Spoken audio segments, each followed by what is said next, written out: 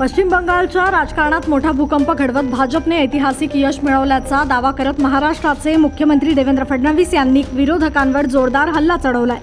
त्यांनी या विजयाला लोकशाहीचा विजय असे संबोधत ममता बॅनर्जी यांच्या नेतृत्वावर कठोर टीका केली।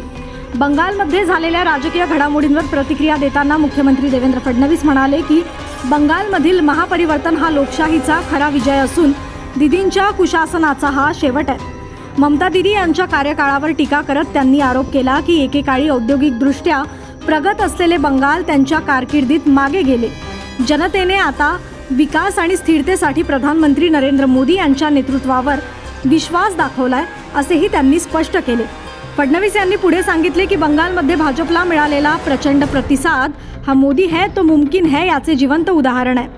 त्यांनी या यशाचे श्रेय केंद्रीय गृहमंत्री अमित शहा यांच्या रणनीतीला दिले।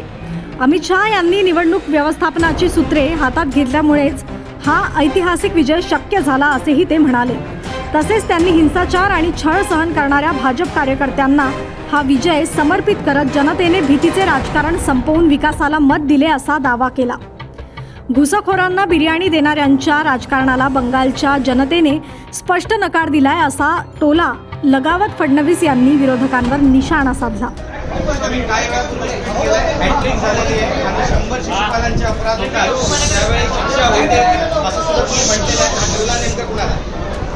आपल्याला सर्वांना माहीत आहे पश्चिम बंगालमध्ये गेल्या निवडणुकीमध्ये 3 पासून 77 पर्यंत भारतीय जनता पार्टीचे आमदार जेव्हा जिंकून आले, निवडणुकीच्या नंतर जो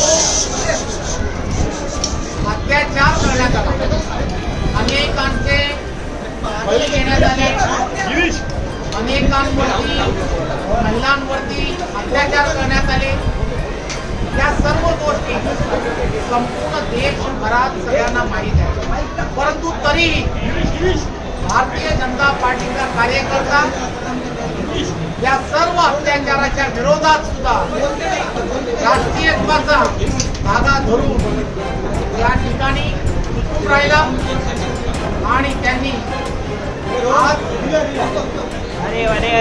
ताकदीने विजय मिळवला आहे। खरं तर शिशुपालाचे 100 अपराध ज्यावेळेला पूर्ण झाले त्यावेळेला त्याच्यावरती सुद्धा त्याला दंड मिळाला आहे। हा गेल्या वर्षाचा असणारा इतिहास तुम्हाला माहीत आहे। त्यामुळे पश्चिम बंगालमध्ये तृणमूल काँग्रेसच्या कार्यकर्त्यांनी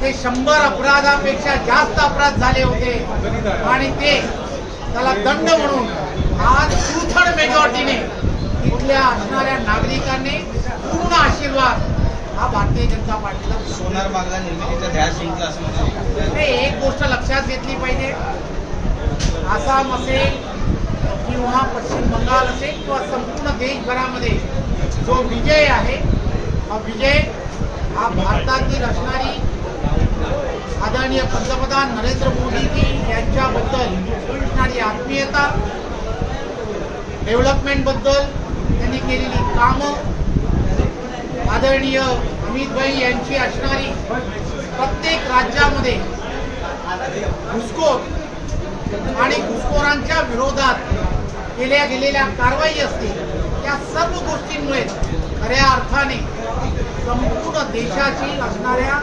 देशवासियांनी आज भारतीय जनता पार्टीला एक घवघवीत यश दिलं।